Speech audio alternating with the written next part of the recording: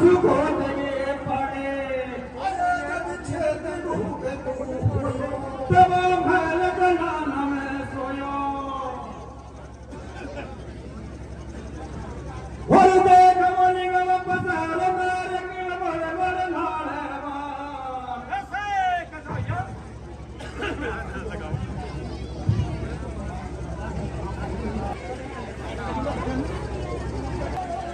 कैसे भैया बैठा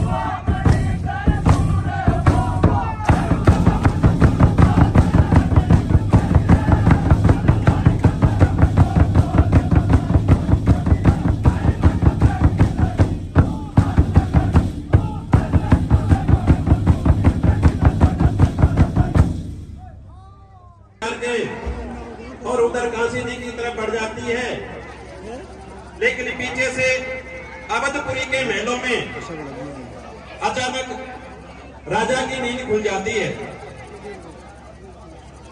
जब राजा देखता है तो रानी उसे कहीं दिखाई नहीं पड़ती है। वो फिर इधर बाहर निकल के देखता है, कहीं भी नहीं मिलती है। राजा को काफी आश्चर्य होता है कि आज तक मेरी इजाजत के बिना घर से बाहर पैर नहीं रखा और न मेरे और उसके बीच में आज तक कोई लड़ाई हुई, कुछ कहा भी नहीं था मैंने। ऐसा पहली बार हुआ है, पता नहीं किसके बहकावे में रानी आ गई है। हे भगवान, अब कैसे क्या होगा। वो भी अपने देवी देवता सुमनने लगते हैं, बोलते हैं भैरव जी महाराज थारा स्वामणी कर दो, मारे रानी तो पैजे काय रंबाते का पता कौन देगो ना। आज तक बिना इजाजत के तो घर से बाहर गई कौन, और बिना इजाजत के जाती में कौन, या मन में पक्का विश्वास हो।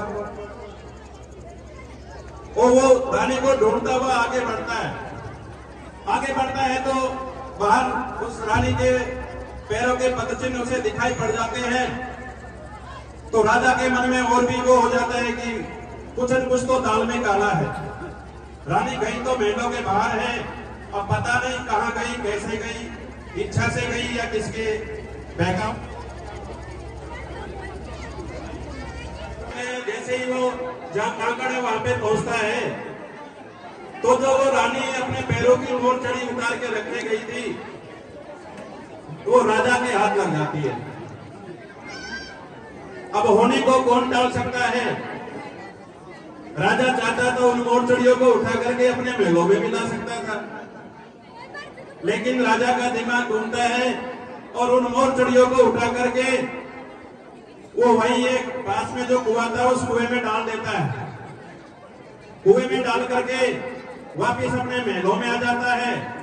और उधर रानी जो तारावती है वो काशी जी में अपने भाई का यज्ञ सफल करवा के वापिस आने की योजना बनाती है।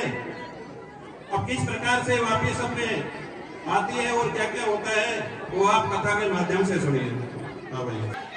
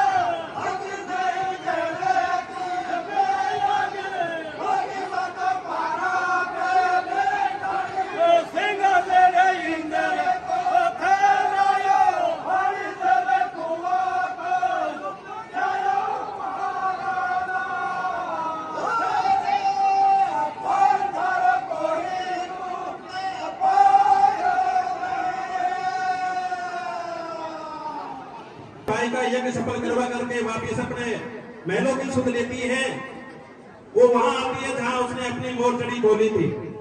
अब वहां तो मोरचड़ी कहां से मिलेगी, आपको पता ही है, राजा तक कुएं में डल गया। वो मोरचड़ियां नहीं मिलती है तो उसके मन में और भी संकट हो जाता है कि अब मैं अवश्य पकड़ी जाऊंगी, राजा मुझे जान से मारेंगे। वो ईश्वर से हेत लगाती है और वो अपने प्राण त्यागने की ठान लेती है और उसी कुएं में कूदने के लिए तैयार होती है जिस कुएं में राजा वो मोरचड़ी पटकता है। वो मोरचड़ियां ईश्वर उसकी भक्ति से ऊपर पानी उनका के निकाल देता है, वो पहन के महलों में आती है।